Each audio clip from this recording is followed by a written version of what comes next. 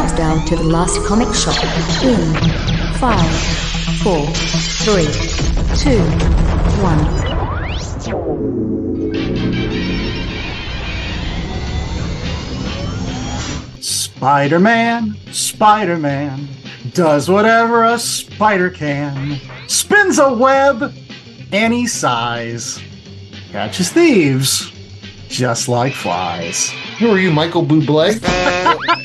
That or it's William Shatner. In any case, it's the Last Comic Shop. I'm the host with the most, Andy Larson, and we are talking about Spider-Man.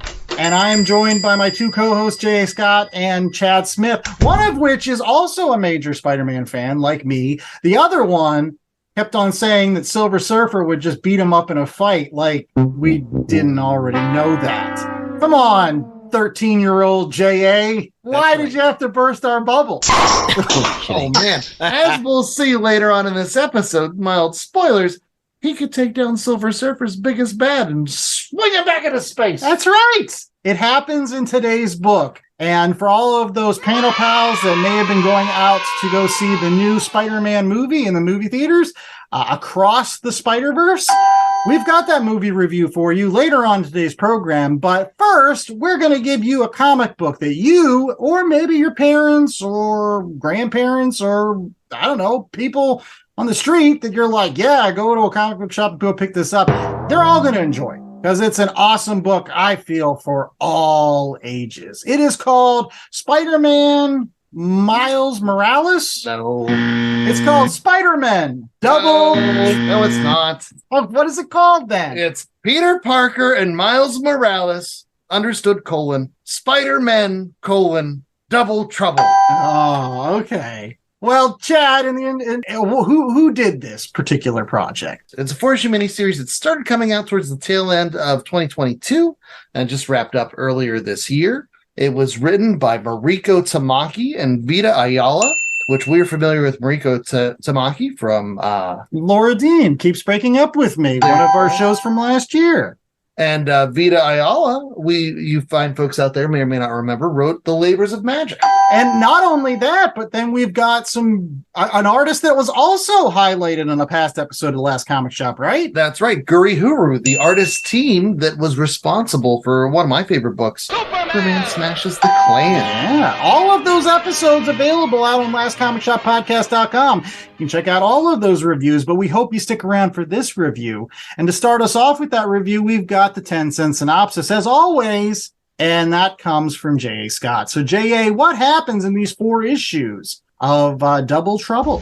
Well, it's lots of trouble. Doubly so. Miles Morales teams up with Peter Parker, or Peter Parker teams up with Miles Morales for Bring Your Sidekick to Work Day, though Miles Morales is nobody's sidekick. That is true. They then go swinging around the city and land in Peter Parker's warehouse in Gowanus because it's rent controlled. And that's where Peter Parker keeps all the evil stuff. Miles Morales opens some portal into this dark dimension and these Beanie Baby things jump out and they have to round them up. I thought they were tribbles. Yeah, they were something. Colorful tribbles with massive mouths. Like if Tribble and Pac-Man mated.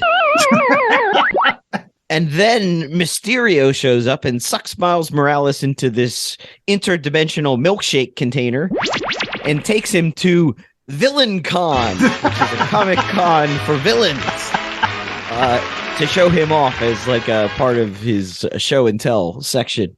And then all the villains try to attack Miles Morales. Peter Parker tries to help out. Thanos shows up because he's the keynote. And it's 4 issues of very kid-friendly, very Spider-Man-y. So worth noting that Spider-Man Double Trouble, it's not set in your standard MCU. I like to think of this as one of those things that bridges the gap between the Super Kitty books that you might find from those Marvel Age imprints to the standard, aimed at teenagers Spider-Man book. This is a little bit more kid-friendly. We're living in a universe here where Spider-Man and Venom are roommates. This is actually the second Double Trouble miniseries Spider-Man and Venom were in. The first one was Spider-Man Venom Double Trouble, which had the unfortunate timing to come out right around December of 2020. And so that one got a little bit buried. but it's definitely like a cartoony flair and style. It's not so kiddie that it's like the Spider-Man cartoon with Spider-Gwen and Miles, and Webby, but it's definitely more of an all ages flavor than you're going to get out of your standard Spider-Man book. Yeah.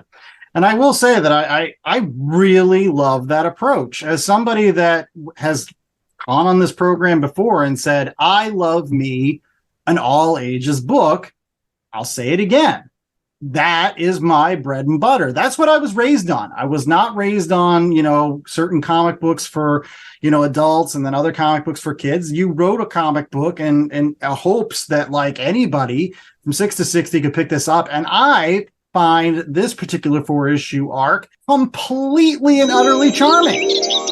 This is not written down to kids, nor is it like too, immature that an adult can't find humor and wonderful just reasons to smile the entire time.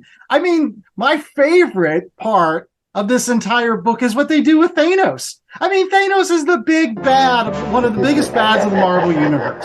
And here he shows up at Villain Con, and boy, he's a heck of a keynote speaker. All these other supervillains are all in awe of him, wanting to take his picture with him and everything. And there's this wonderful part where he's being walked around by a quote unquote personal assistant, an AIM crony. And at one point he just asks Thanos if he wants a bottle of water because, fighting might dehydrate. He hasn't hydrated. and Thanos thinks it's so thoughtful that he signs an autograph picture and says, keep doing that great job, kid. I was smiling ear to ear this entire time. I mean, what did you think, J.A.? I think you need to be in the right mindset going in, knowing what you're getting into, because if you're in a grumpy mood or you're ready for some dark, heavy comic booking, this is not it. And you'll just get angry at it. It's cotton candy-esque flavoring. That being said, if you're in a good mood and you're ready for it, it is quite charming and fun. So I read half of the book yesterday and I was not feeling it because mainly I was ready for something a little bit more with a little bit more teeth, I guess. Were you more Lego Batman was like darkness, dead parents, super rich, so I guess that makes it better. While today I read the final bit of it and I was much more, this is quite nice and fun. And I was laughing at all the gags when the villains are all chasing after Miles Morales and they've got him cornered, but they're coming from two different directions on a street. So he just disappears at the corner and they run into each other. I thought that was classic Three Stooges-esque. Yeah, it was fun. I think you need to be in the right mindset and it helps knowing what you're getting into, because when I first started reading it, I didn't have any idea what this was. I almost sent a message saying, is this the book we're meant to be reading, and why are we reading it? Well, Chad, why are we reading it? Why there's a good reason for books like this. Heck yeah. I enjoyed the heck out of this. Why are we reading this? Why is this such a great book? Like I was saying earlier, this is one of those great fill in the gap books that so many kids are going to go out and see across the Spider-Verse and want to get in and read comics. This is one of those comics you can hand one of those little kids. Somebody that wants a little bit more than those Disney Adventures cartoons, but isn't quite ready for the heavier lifting stuff. But for me, as a grown-up, I love this because there's all sorts of fun little sight gags and things about conventions. And I used to work conventions, and the second issue in this is just my absolute favorite, where you see all these different people dressed up. You see, all the different Lokis and people of all different body types and shapes, being super Skrulls, and then there's Sandman shirts, and there's a guy in a giant Onslaught costume, and little kids dressed up like Nebula are tugging on Mysterio's cape, and it's so much fun. And then too, when Thanos gets there, and of course there's a fight scene that ensues, and he blasts, and he ends up hitting Sandman in the shoulder, and Sandman's like, I got hit in the shoulder by Thanos. How cool is that? That whole Comic-Con culture, and there's so many little things in here. You see the Green Goblin and Hobgoblin cosplayers walking down the hallway, talking to each other. They just like the old school costumes. One has a giant H on it, so it's Hobgoblin, and one has a giant G on it, so it's Green Goblin. But there's just so many little fun notes. And as anyone who's ever worked at conventions knows, that trick with the bottle of water, like that's how you make friends at conventions. If you want to get in with somebody, you come around with food, bottles of water, because these people have just been stranded at their tables, for days at a time. Those small acts of kindness go a long way. But I couldn't help but laugh, when you were talking about that scene with the AIM soldier, and it was such a big deal. He gets this picture, and it made his day.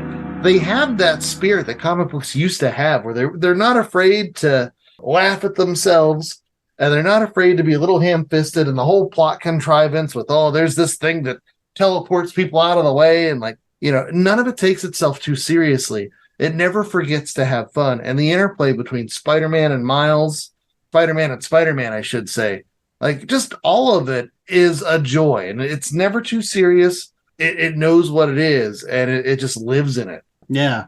We're talking about this is for kids or whatever. But honestly, when I was reading this, another past episode of the Last Comic Shop that immediately came to mind was when we read that Jimmy Olsen series that Matt Fraction did, just simply because of all of the sight gags. Like Easter eggs, and every other page would just be another little gag or funny thing that was going on that you really had to pay attention and maybe even read the page 3 or 4 times, almost looking at a Where's Waldo picture, because it's you missed this or you missed that. And so I feel like some comic book fans that, are too sophisticated might just immediately dismiss this as that's just kiddie's fare. But I feel like it really takes skill to write a book like this, to make it kind of appealable to not only somebody that's 8, 9 years old, but then somebody like me that's in his 40s. Oh, yeah. That is still just kid at heart and is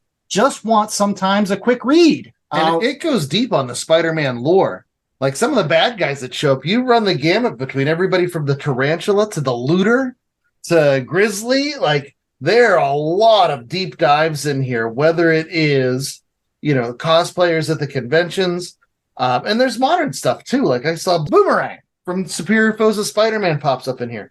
That's 60 years of Spider-Man continuity is, lovingly addressed in this miniseries. One question I had for J.A. was, I know back when we read Superman Smashes the Klan, he really liked Guriheru's art. What did you think of the art in this particular book? Did you think it was that same similar style, or what did you think? I thought it fit the storytelling very well. I don't think I liked it as much as I liked it in Superman Smashes the Klan. I don't know why. I think I didn't like Spider-Man's legs. They look too, Miles Morales' legs were very chunky, and the feet and the calf muscles, they look very big. And I always think of Spider-Man as this lithe creature that's sinewy and long. I guess that's a result of growing up in the Todd McFarlane era. That being said, I really liked how they did sort of those double page panel grids. There's that one where Miles is talking to his mom, but jumping all around the city. Oh, yeah. There's a name for those where they show the different character interactions throughout the course and time is going through the panels. Yeah. But they're really great at those. I wasn't a big fan. What did you think of Thanos? I mean, Thanos is one of your big dudes. Yeah, it was good. I like the touches. So the Thanos mobile has an Infinity Gauntlet as its hood ornament. I think there were a lot of nice little touches that the artist put in at the background or what's been added that doesn't take away from the story, but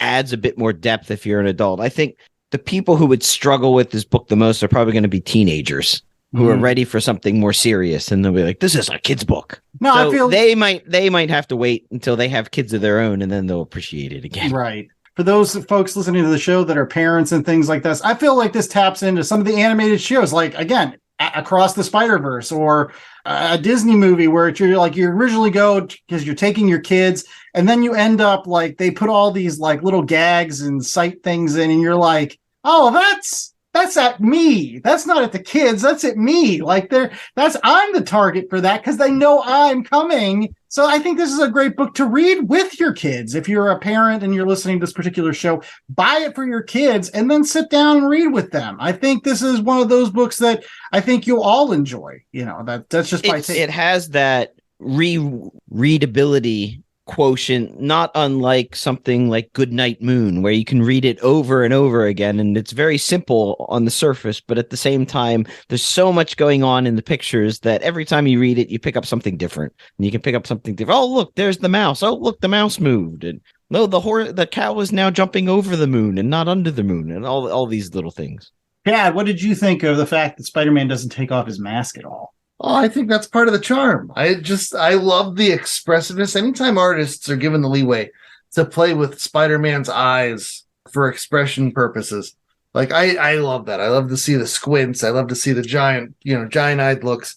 My favorite, though, had to be the villains and just how the villains interacted with each other. I love seeing the villains at VillainCon. It was such a ridiculous premise to see them intermingling and like all the little petty things that go on. And then too, you have the conventioneers, where they're getting ready to go, and then Miles pops in and everybody goes out to chase Miles and destroys the convention. They're like, oh no. And they get everything cleaned up. And then all of a sudden, here comes Thanos back in.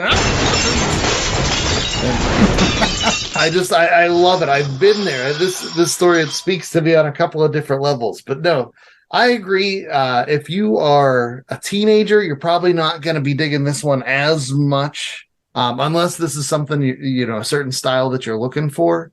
Like I said, it's a gap bridger. A lot of times these movies, they come out and you have all these kids that get all excited about these movies, and they go to the comic books. And if you look at the Amazing Spider-Man comics right now, like, yeesh, yeah, I mean, it's not like I personally have been enjoying the storyline. But if you're a kid reading that stuff, it's tough to break in. Whereas this is something, you can hand to anybody. Yeah. This is almost a book they should give away for free with your movie ticket. This would be a perfect particular book for that. But in any case, one thing that we always give away for free is our ratings. So, Jay, what is our rating scale for this week? 1 out of 4 VillainCon passes. Oh, yeah, we get the VillainCon press passes, honestly. But J. Jonah only. There's no J. Jonah Jameson. I could have used some press pass. Press. No coverage of the VillainCon. He is one of the biggest Spider-Man baddies. For him not to be doing some press coverage at this event, that seems like a missed opportunity. Any case, did you not get enough characters in here? Jeez Louise. Any case. All right, we'll start off with J.A. What did you think? How many press passes you given this? As I said, you have to be in the right mindset, or I think it helps to know what you're getting into when you go into it. When you do that, it's a really fun read. It's something that you can go back and reread again, and you see more in the background. It's, as we said, a bit Where's Waldo or Goodnight Moon, where every time you read it, you see new things, new little bits of the art pop out. So I'm going to give it's a solid 3.5. Okay. I thought it was going to be a lot lower for you. Is this after Because it's not serious. I need some serious darkness. So, Chad, what do you think? I'm going to echo J.A. I think this is also a 3.5 press passes. I think it is tons of fun. What makes my heart a little bit sad is, while I'm talking about this book as a great way to bridge that gap for those little kids that watch Into the Spider-Verse and Across the Spider-Verse and want Spider-Man stuff, that's a little bit higher level than the basic. At the same time, I don't think there's a good book out there that captures the Into the Spider-Verse or Across the Spider-Verse spirit in comic book form. It's weird that they've taken those storylines and adapted them in a way where it's accessible to so many more people than what the original storylines they based off of were.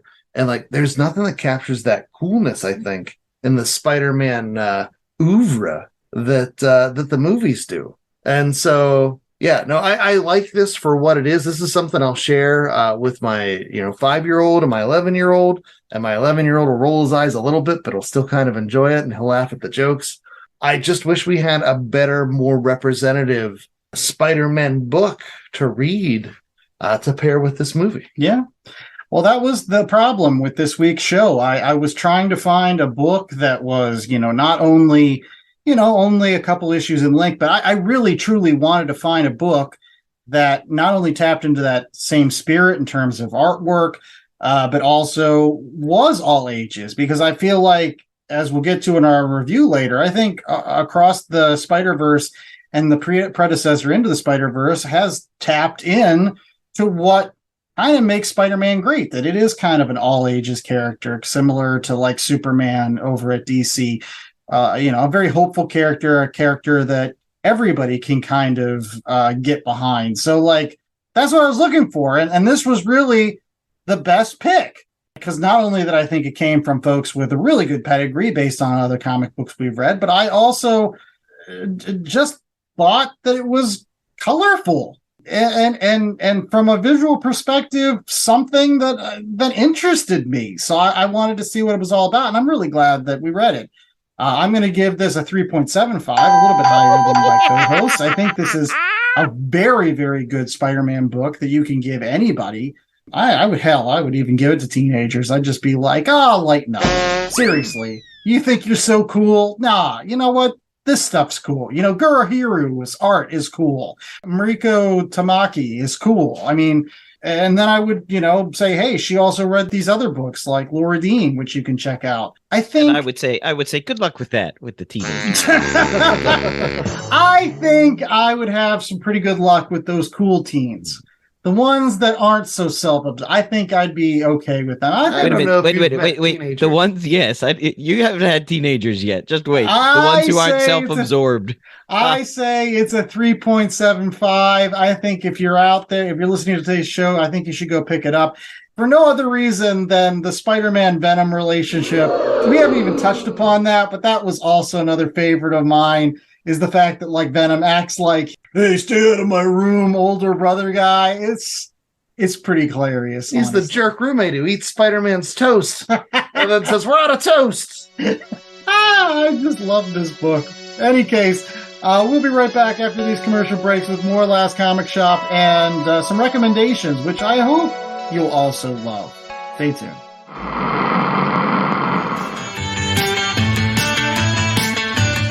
Hey all, I'm Frank. Join me and my friends as we talk about all things geek. Here at Geek Freaks Podcast, we go over the weekly news of everything in geekdom, from movies to TV, video games, and comic books. We also have a growing YouTube community. Join us as we go over everything in your geek life and share in the love of geekdom. Interruption in progress. Now hijacking into ANS 2.0 immersion rig. Now simulating the Amazing Nerd Show. Featuring comics. And Batman's like, you're safe here and everything, but the Joker all of a sudden pulls out a gun and shoots himself. Movies. People fight with lightsabers. What the hell do you want? I mean, in every one of these movies, there's a lightsaber battle. Yeah, no problem. I'm gonna rewatch it a million times. Yeah. I'm just saying, give me something more. Wrestling. That would be awesome. Oh my god, just a monster. Fans would be like, holy, what the hell's going on? What happened to Jericho? Horror. It starts off like any other like home invasion type of story, and then it just goes crazy. And more. Hey, this is Christian. Hey, this is Damon. And we are the Amazing Nerd Show. Make sure to download us on all your favorite podcast platforms. What if you could live with your favorite fictional characters and have a place to connect with the best nerdy neighbors and creators out there? Join us on your friendly neighborhood comic show. Every week, we keep hope, give help, and share comics with all. With games, interviews, and more, this isn't your average talk show. It's a living neighborhood. We are honored to be your CBC Comic Book Community Award-nominated nerdy neighborhood.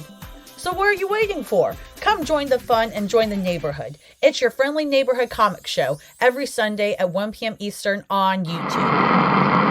All right, we're back with more of The Last Comic Shop, and it is now time for recommendations. Yes, that time of every single show where we give you other comic books in addition to Peter Parker plus Miles Morales, Spider-Man Double Trouble. It's actually Peter Parker ampersand Miles Morales understood Spider-Man Double Trouble. Go pick it up. That first colon, not on the initial covers, but it is on the in-text indicia. You get to the movie review. All right. So, any case, we're going to start off with J.A. Scott. What do you have for recommendations this week? So I am recommending a single Spider-Man issue from Amazing Spider-Man Volume 1, number 267. This came out in 1987 by Peter David and Bob McLeod. It is The Commuter Cometh. And this doesn't showcase spectacular rogues or goes deep into Peter Parker's guilt over the death of Uncle Ben or Gwen Stacy. No. This is just a one-issue exploration of Peter Parker in the suburbs and perhaps his over-reliance on the architecture of New York City. What does he do when there are no skyscrapers from which he can web and swing from? It's very much a fish out of water story. You're right. Yeah. What would they call those in on TV? Aren't those called bottle episodes? It's self-contained. It's one place, and I think it fits perfectly with this particular episode, with other kind of unique and interesting stories that you can tell with the Spider-Man character. I think it gets so bad at one point a kid offers to let him borrow his big wheel. Do they still make those, or is that also a product of the 80s? I'm pretty sure they still make big wheels. Yeah. I think it's come all the way around again, where it's like for a couple of years they weren't making them because nobody, and then it was like now it's so old fashioned that it's cool. Regardless, Chad, what's your recommendation? Okay, so my recommendation is for you, buddy, because you love the Spider-Man Venom dynamic. Mm-hmm. And so what you need to do is go back and find that first Double Trouble Spider-Man series, Spider-Man and Venom: Double Trouble, from 2019 into 2020. This is Spider-Man and Venom as roommates. This one also, instead of Miles, it features Ghost Spider, aka Spider-Gwen, pretty heavily. Basically, the Green Goblin is coming after Venom because Venom owes him something, and Venom is abusing Spider-Man as his roommate, and you get all those interactions back and forth, and Venom is throwing his garbage outside into Spider-Gwen's apartment, and she's getting mad, so everything's converging, and then there's body switching, and superhero contests, and hilarity ensues. It's another 4-issue miniseries. This one was just Mariko Tamaki and Guriheru, but it was even more fun than the one we read today, and it also read just as quickly. So if you like the Spider-Man and Miles, you want to see Peter and Gwen along with Venom in there, I recommend going back and picking this one up too. It's Spider-Man and Venom Double Trouble from 2019 to 2020. Well, there you go. My recommendation this week is for those teenagers that think they're too cool for school, that don't want to read the Double Troubles like Uncle Andy has suggested. I say you go out and you pick up Hulk Gray as part of my summertime reading series. Yes, these are great books that you can pick up and then go sit by the pool and enjoy in that summer sunshine. Hulk Gray is a wonderful 6-issue miniseries done by the terrific talents of Jeff Loeb with the late, great Tim Sale doing art. It was part of the Marvel color books like Captain America White and Spider-Man Blue and Daredevil Yellow, kind of retelling some of the origin stories of some of Marvel's greatest heroes. A Hulk Gray is basically a retelling of issue 1 of The Incredible Hulk. Dr. Banner first gets pelted by gamma rays and turns into the Hulk. Of course, it's not the Green Hulk, it's the Gray Hulk, which is sometimes my favorite because he's a lot more interesting. But it really tells the story, first interactions between the Hulk and Betty Ross, Thunderbolt Ross, and how those relationships first formed. And I think if you have an opportunity to not only read the book, you should pick it up. But as you're reading the book, make sure that you're checking out one of our favorite podcasts, Short Box Summary. Both Chad and I reviewed this particular book on podcasts with George, who has been on at the Last Comic Shop before. So Again, you have an opportunity to listen to some bonus material featuring some of the stars of the Last Comic Shop over there at Short Box Summary with Hulk Gray. Yeah, that was a great show. George is tons of fun to work with. Yeah. So if they did Hulk Gray, who got green? Because I would have thought Hulk Green would have been the color that he gets. And was Punisher the black one? Was it Punisher Black? No, unfortunately, they only did those 4. So they never got into X-Men Blue and Yellow. I mean, I guess that's where I don't know who else they would do. But yeah, it's all based on like their first appearance. So like Hulk's first appearance actually was as Gray Hulk. So Gray Hulk, right. Yeah. Silver Surfer Chrome. They did Silver Surfer Black, which, I mean, are we ever going to read that on this show, J.A.? Come on, man. You have all these picks and you never want to do that one?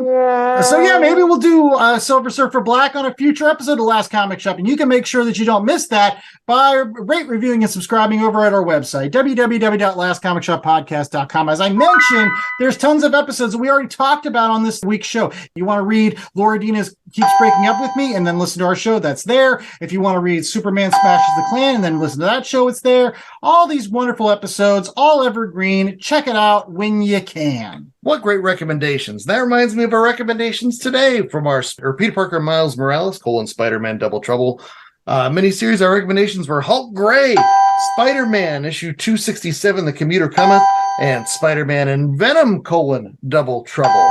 And you can find out more about recommendations and things like that by following our social media. Jay, what are the accounts and what can people find there? At Last Comic Shop on various platforms, mostly Twitter, still around. We've got polls. While we can still do polls every Wednesday, we've got Golden Age covers to tuck you into bed at night, unless you're waking up in the morning like me, and lots of other stuff. Everything you can, all the links, of course, back on the home base, which is the Last Comic Shop podcast.com. Yeah, sure. And then get merch there. What kind of merch have we got today? Oh, well, if you're going to a Villain Con, you need a Villain Con t-shirt. So check it out. This week only Villain Con t-shirts, but also Last Comic Shop podcast t-shirts, tote bags, coffee mugs, everything you need when you're sitting down, sucking into a comic book and listening to the podcast. And also recommendations for VillainCon would include hygiene essentials like toothpaste, deodorant, maybe assorted powders. Yes. Stay dry, stay hydrated. Exactly. Do not be one of those people at the cons that you walk by tables and people are like, wow, did you catch a whip? And remember, if you're going to cosplay, think about functionality. You don't want something that takes up both hands. That's right. How are you supposed to flip through all those long boxes if you're that Chainsaw Man guy? Isn't that the popular dude now? Yeah. The chainsaw face dude? You can't flip with chainsaws. No, think you about can't. It, kids. That's right. Be practical when you're conning this summer. Any case, we hope that you stick around for more of the Last Comic Shop right after this. Until then, I was the host with the most, Andy Larson. I was joined by Jay Scott and Chad Smith, and we will be right back after Mikey Wood tries to sell you some stuff. Things to put all these great comic books in, right? Yeah. You just answer yourself. Yeah. Hey, it's Mikey Wood, frequent Last Comic Shop guest and collector. And as a collector, I'm always in need of boards, bags, long boxes, and more to house all those comics. That's why I use promo code LCSPOD to get 10% off my orders at BCWSupplies.com. Not only does it get me a discount on BCW's already low prices, but I know using LCSPOD at checkout is another way I can show my support to the Last Comic Shop podcast and their continuing mission to bring fans together under that big comic book tent. So if you're in need of comic book supplies, head out to BCWSupplies.com and use promo code LCSPOD today. That's LCSPOD.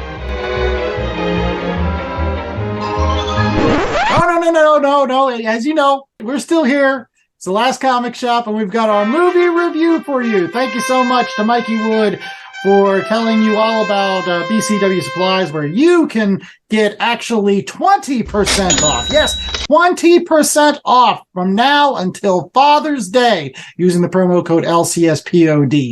To get your comic book supplies and support our show. Any case, it is now time for Across the Spider-Verse.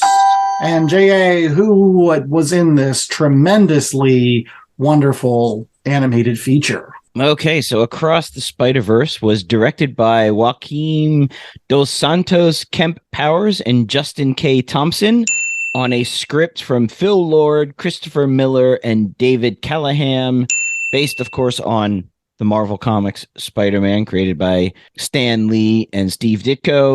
It was produced by a bunch of different people that probably people haven't heard of. It starred Shamik Moore, Haley Stanfield, Brian Tyree Henry, Luna Lauren Velez, Jake Johnson, Jason Schwartzman, Issa Rae, Karen Sony, Daniel Kaluuya, and Oscar Isaac. You did not say anything about Andy Samberg.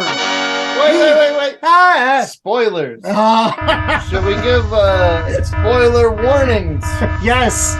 Spoiler alert. That's right. Andy Samberg is in this movie doing the great voice of Ben Reilly. Look at me. I'm so dark and brooding. I laughed out loud. You can ask Chad. I was in a theater full of people and I just lost it. I just absolutely started laughing my ass off because that's Ben Reilly. That's Scarlet Spider. That's one of my favorite Spider-Mans of all time. But to your point, Oscar Isaac stealing the show? No, that was Spider-Punk. Come on, he stole the show. But Oscar Isaac was Miguel O'Hara. Any case, Chad, why don't you hit us up with that 10-cent synopsis since we, again, started to spoil what happened in this movie? Okie doke. The movie opens up with actually a pretty long opening, all about Ghost Spider, a.k.a. Spider-Gwen, who's living in her timeline and dealing with issues with her dad, Captain Stacy, who is trying to find the killer of Peter Parker, who had turned himself into the Lizard. And then he finds out she's Ghost Spider, and then she goes into a portal with all these other spider people. And it turns out that Spider-Man 2099 is running that portal, and he's playing Time Cop, correcting issues with the time stream because of all the multiverse-based malfeasance that's been going on since Into the Spider-Verse 5 years ago. Which I think is like a year. I don't know how long it is. But anyway, and then we get to Miles, and he's also having issues with his family and is also feeling lonesome just like Spider-Gwen. And so in addition to fighting the Spot and meeting up with Gwen, it turns out Miles is one of those multiversal anomalies. Oh yeah, and all the spiders, man. Yes, there are a lot of them. We get Bombastic Bagman, Spider-Woman, Samurai Spider-Man, Canadian Spider-Woman, Flash Thompson, Captain Spider, maybe really Lady Spider, Mary Jane Parker, Spinneret. When was she there? I didn't see her. These are Last Stand Peter Parker, Earth X Spider-Man, Spider Cop, Spider Armor Mark 1, Mark 2, and Mark 3, Chibi Spider, Ultimate Tarantula, Prince of Arachne, Peter Parker, Spider Rex, Spider Cat, Spider Monkey, Spider Wolf, and Peter Parked Car, Spider-Mobile. Spider Buggy. I never knew his name was Peter Parked Car. That was wonderful. I won't lie. I can't wait for this movie to come out streaming or whatever so that you can pause it at certain points and see if you can pick people out like a Where's Waldo kind of thing. I know we've been talking about Where's Waldo a lot on this show. Any case, yeah, but I miss Spinneret. She's one of my favorites, honestly. That whole Renew Your Vows timeline with Spider-Man and Spider-Man's daughter and Spinneret, and they all have the spider powers. That's one of my favorites, storylines out there with Spider-Man in the last 20 years. So I think it was started by Dan Slott and then went on to be written by Jerry Conway, who is one of the awesome Spider-Man authors from my youth. Yeah, premier Spider-Man writer, Jerry Conway. That's right. So if you have an opportunity, again, that's just a quick recommendation. See if you can find those Renew Your Vows issues, especially the ones done by Jerry Conway. Those are real good. Any case, J.A., he got to see it first. And Chad's like, what do you think? I said that Sony used to be crap and Marvel was the banner leader for these sort of superhero movies. And now, how the tables have turned, my friend. Because Sony is the only one bringing any sort of interest and action and different and challenging, and yet not freaking fan servicey, not knocking you over the head with horrible fan service bits. Yes, they even throwed shade at the MCU. Where they go, don't even get me started with Doctor Strange and 19999. He messed everything up. You know what? And I was so happy he said that, because he made sure that we all knew that the MCU universe is not the 616. Please, that's in a comic book. Does not matter. It does too. What matters to me, I've been following the damn thing for nearly 40 years. It should matter to somebody. Any case, what mattered to me so much, again, not only was it fan servicey in the right way, but boy, did they really make Miles Morales just the centerpiece of this movie. Not to say that he wasn't an Into the Spider-Verse, right? But did they really? I thought Gwen was sort of the centerpiece of this movie. She does carry a heavier load this time than the first one, but this is Miles' movie to carry for sure. Right. Yeah, really. I mean, if I compared this to like Empire Strikes Back, because it's the middle of a 3-part movie series, it ends on a cliffhanger, and the main protagonist is only in the movie for half the time. Oh, Gwen is often in Cloud City and stuck on the Millennium Falcon for a while. Miles is off with Yoda, and cool. Gwen has got the Hobie hand with him. So, no, I have to disagree. I mean, I won't lie. I mean, Gwen was really good. And I mean, again, one of the nice things about Gwen being in this movie is, again, in her universe, she's Spider-Woman, which is great. Seriously, still don't understand why they just don't call her that, because like they don't need to call her Ghost Spider or whatever. They just call her Spider-Woman. Just like there are more than one Spider-Mans right now in the Marvel. Why don't you just have more than one Spider-Woman? That's fine by me. I think that she was there create a lot of the real internal drama that we really felt throughout this movie, because again, that sexual tension, that romantic, you know, will they, won't they kind of thing between Miles and Gwen throughout the entire was not only incredibly engaging and very well acted and very well paced, but it actually mattered. Like there was a real reason for it. Well, I was going to say too that you remember Parallel Lives, and that was about Peter and Mary Jane. In this case, Miles and Gwen are the ones with the parallel lives. They both have the dads that are going to be captain. They both are struggling with these family issues. They're both struggling where they don't feel like there's anybody they relate to but each other and some of these other spider folk. It's two parallel tracks coming down the road at the same time. But I think Gwen is also, she's the only Gwen Stacy that's made it. Yeah. In every other universe, you don't have a Gwen. I think it's great. Well, one thing I had a question for you, Chad, is as our resident Spider-Man fan, right? There are multiple versions of Peter Parker, right? Like there are so many Peter Parkers. In fact, at one point, Miguel O'Hara says, like, you know, the whole reason why Miles is the anomaly is because he was bit by a spider from a different universe, and as a result, that universe never had a Spider-Man, and therefore this Peter Parker in his universe should have never died. So this means like Peter Parker is kind of like the default Spider-Man in a lot of universes, but the ones that seem to be the most important are the ones that are like specific to one universe. You know what I mean? Like there's only one Spider-Gwen. There's only one Miles Morales. And it seems like there's only one Miguel O'Hara. There he says there was a universe with him as well. It seems weird that there's like so many Peter Parkers, yet there's only ones of certain people, which kind of makes it really cool that they're the ones that kind of step up and like pick up the slack almost. Well, I think that's part of the meta commentary that you've got going on in this movie, where anytime you're dealing with the multiverse, you're dealing with all these different replaceable parts. You know, if you can have infinite options, then no option means anything. Unless it's the only option. Unless it's the only Gwen. Unless it's the only Miles. You need them to be the only one for it to matter, for it to have that impact. Speaking of being the only ones, J.A., favorite version of Spider-Man that's not Peter Parker that came out of this movie for you, sir? I liked Spider-Man India. Avita Pabhakar.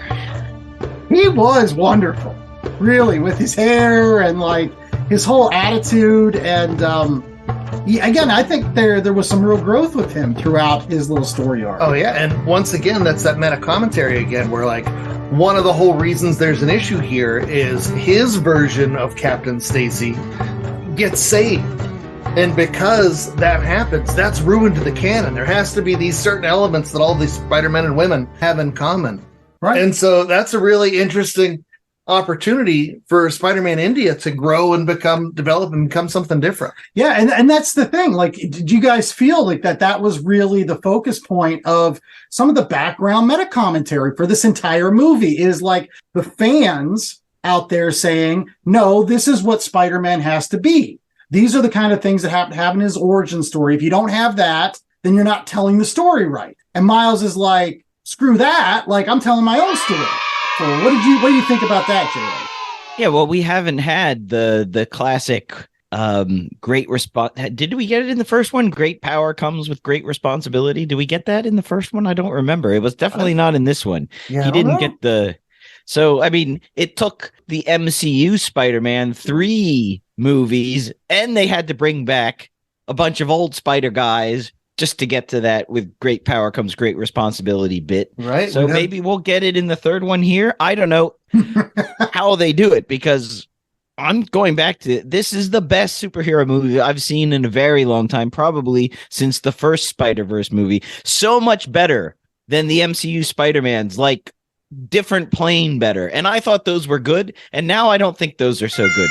Not only is this elevated itself, it has diminished the other Spider-Verse movies. I'll argue with you on that one. I don't think this diminishes No Way Home, because I still love that movie. The fact that they were able to do those things with those live action actors and make everything work. Did they fudge some of the things? Absolutely.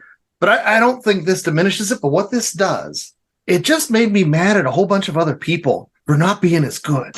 Like, first and foremost, Zack Snyder, who the best thing about Zack Snyder is occasionally he's able to put in those comic book panels and people are like, look, that's a scene out of the comic. Oh, he's such a great cinematographer. Watch Across the Spider-Verse. Not only do they take panels, they take entire styles, artistic styles filled with color and flash. They spent an entire, chunk of this film in a world that's styled after the Robbie Rodriguez Spider-Gwen comics. Put Zack Snyder on notice. Dan Slott, Mr. No One Dies, which is the dumbest freaking thing I've ever heard. In this movie, you get a version of No One Dies, but a version that makes sense and is true to the Spider-Man ethos, where you have Miles saying, I'm not going to not rescue somebody. We do both. We find a way to do both, and it made sense. Also, by the way, Dan Slott, great idea guy. He's very proud of coming up with the Spider-Verse idea, which may or may not have come from the Spider-Man cartoon first, but whatever. But his Spider-Verse is all built around the Spider Totem and Morlun. And look at this movie. Look at the plot of this movie. Everyone, even the bad guys, have motivations that are noble.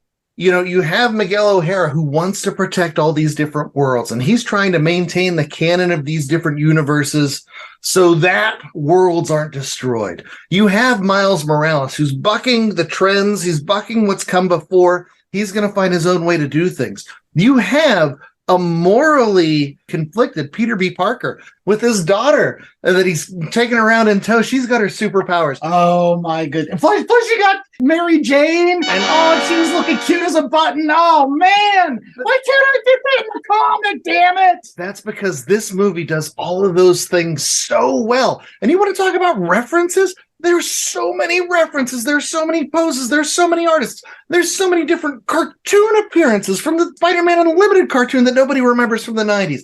Like, everybody's in there, and they managed to do that all while telling a story that is so frenetic and so fast-paced and mixes up so many different animation styles and still manages to have a story that's grounded in family and acceptance and that whole theme they talked about in the first Spider-Man movie, that it could be anyone behind the mask. And there's so much going on here. I can't sing the praises of this movie enough, except for the fact that it had a cliffhanger ending, and I'm going to have to watch it 35 times. Come on, Jay, you hit the nail on the head. It's the Empire Strikes Back. It is, the plot point before Act 3. Like, that happens. Like, no. So you know what that means? That means we're going to get some murder bears. They're coming.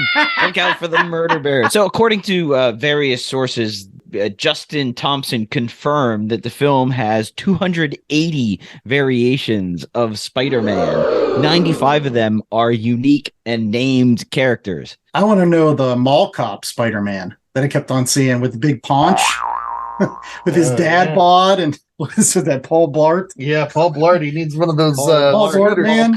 But this wasn't even just that. It's all the Spider-Man. It's all the cartoon Spider-Man. They pop into the Venom universe for a minute. They go to his bodega and talk to the Venom which I thought was new, but that's just archival footage that they used. A lot of that stuff. Though we do get Donald Glover shows up. I was going to say that was new. That was new. So I don't get that. Why was he the Prowler eventually? Because he was the Prowler? All right, time out.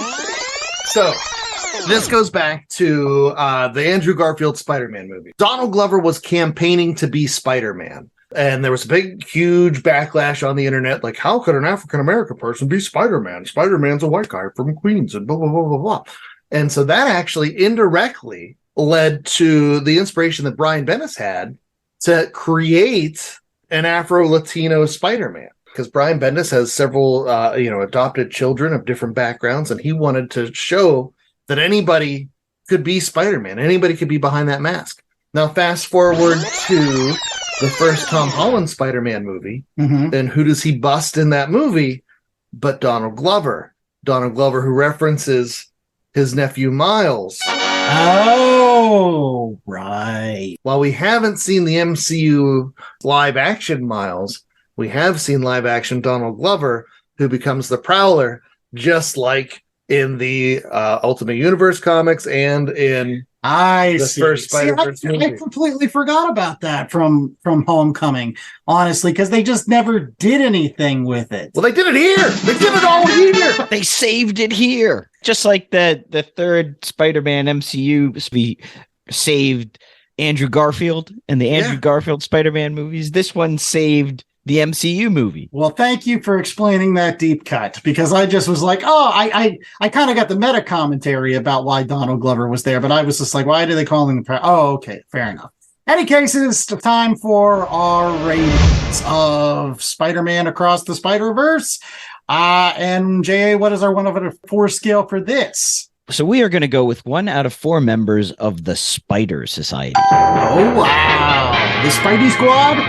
The Super Spidey Club? Yeah. Well, I'm going to go first. It's going to be easy. I'm just going to give this a 4. This has been the best movie, comic book-wise, that I've seen this year. I mean, I may have given these guys grief before about like, the MCU is just another comic book movie, and why are you wanting these things to be perfect? And I still agree with that. Like, for the most part, these movies are just movies. And so, like, you go to see them or you don't see them or whatever. But this one's a gem. It's a treasure.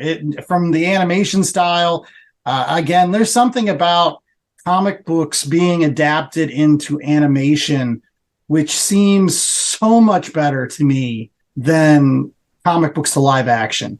I think it's like one step too far, whereas comic books and animation, they're brother and sisters. So they make sense, and they kind of follow the same rules a lot of the time. So, like, for me, it is always going to be a better representation of the thrill I get from reading comic books when I see a good animated comic book movie or TV show or what have you. But just, I loved everything. And I love the fact that Peter B. Parker got Mary Jane and his daughter. Mayday, that's right. Spider-Girl. Yeah. And Pat Olaf and Ron Friends and all those wonderful guys that came up with all that wonderful Spider-Girl stuff. And she's there. And she pulls out her little mask. I thought that was adorbs. Adorbs. And I got Ben Reilly, and that was great too. And the Spot was truly terrifying.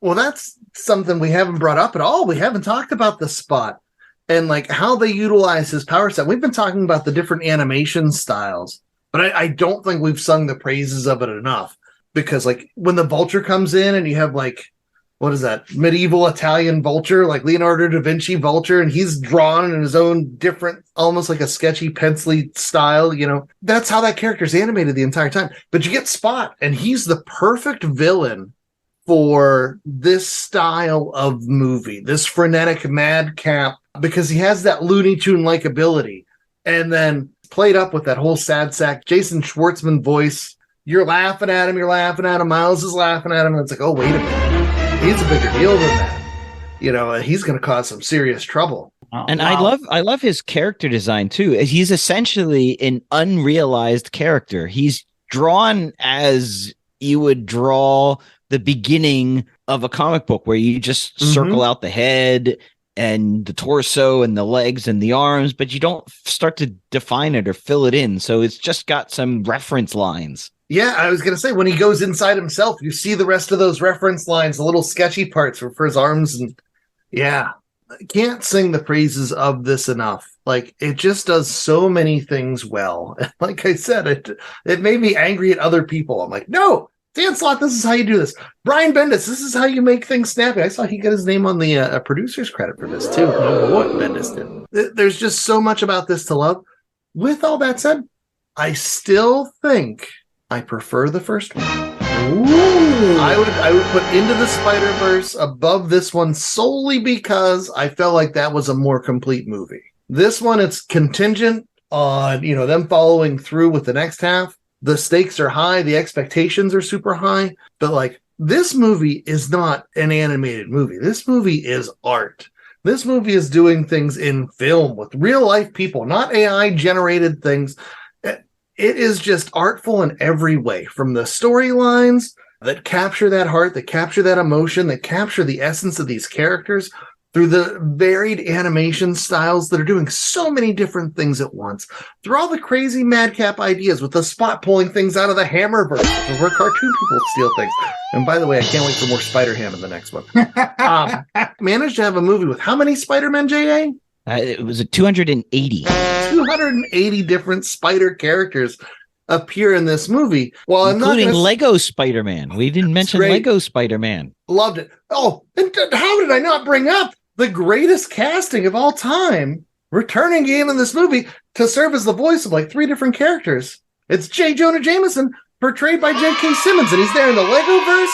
His fingerprints are all in there. There's so much about this to love. So yeah, it's obviously a 4. I honestly think this is it is transcending animation. It's transcending superhero movies.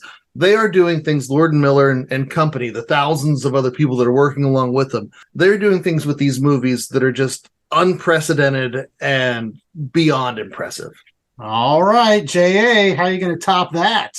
Well, you can't top it. It's a 4. It's obviously a 4. It's so beautiful. Each of the worlds are completely realized in different art styles. I think there's six distinct worlds that they show off. And then, as you said, I can't wait for this to be out on home media so you can pause and go back and pick up things that you might have missed the first time. For example, Miles Morales' roommate at school, I'm not your guy in the chair, while he's playing the PlayStation version of Spider-Man. Yeah, that was a nice little touch. And he's Genki, whereas the guy in the MCU movies that looks like Genki is Ned Leeds. He wants to be the guy in the chair. So many things going on here. Yeah, it's just great. I will admit, when it came to the end, and I was looking at my watch, I'm like, I don't think this is ending. I don't see how they tie this up very quickly in the next couple of minutes. Yeah. And then it goes, to be continued. I was like, 2.5 hours to not tell the end of the story? What? It was abrupt too. But then I thought, well, maybe it's a bit like Empire. So Empire was like, though Empire had a bit more of a sort of, it felt like a pause. This just felt like they just stopped the movie. Not unlike the Fast X movie that came out very recently, also just ended very abruptly. So you're like, we got to wait till 2024 for this thing to come off. By the way, this movie, also with a runtime of 140 minutes, is the longest animated film ever produced in the United States. Wow. It was so fast-paced and so frenetic, it did not feel like it was a 2-hour-plus movie. And we went to the late showing, too, and I didn't expect to stay awake the whole time. I did! Well, I'm just hoping that, again, it sticks to landing. I'm not going to give it a contingent for, but like it better stick to landing. It better not be a Return of the Jedi where like the first like half an hour is awesome because it's all the buildup of what happened to Han Solo. And so that's why everyone loves the stuff at Jabba's palace, because they're like, that was the story we wanted to see resolved. Now we got it resolved and we're like, who cares? There's murder bears. That's another group of people this movie made me mad at. Star Wars. Star Wars is always going back and rehashing these ideas. This movie shows you how you can go back and acknowledge and rehash some of those ideas, but in a way that's being propelled forward in a brand new story. So suck it, Star Wars fans. Iron Lord and Miller from Solo? Look at your mistake and wallow in misery. With the Ron Howardness and the... I enjoyed a Solo story. Yeah. It's nowhere close to this quality. Suck it, Star Wars. Yeah, because this one you could actually see. It was colorful. It was bright. Unlike the Solo story, it's like, can I turn up the brightness a little bit? It's not only that. All right. They didn't have Vision sitting in a room for the entire movie. They went all across the multiverse. Okay, this is not a Star Wars podcast. In any case, that's all the time we had for Last Comic Shop this week. That is actually all the time we had for Movie May. This was the last episode of our Movie May for 2023. We will have some more movies coming up the rest of the summer. We're just not going to call it that. But we're going to be here for the Flash movie. We're going to be here for the Teenage Mutant Ninja Turtles movie. We're going to be here for Blue Beetle. And I'm sure J.A. is going to at least hate one of those three. Any case, we hope that you don't hate The Last Comic Shop. I'm the host with the nose, Danny Larson. I was joined by J.A. Scott and Chad Smith. And we hope that you come back. So in the Spider-Verse, when Miles and Gwen are sitting there talking, are they upside down or is the world upside down? Oh, it's a metaphor.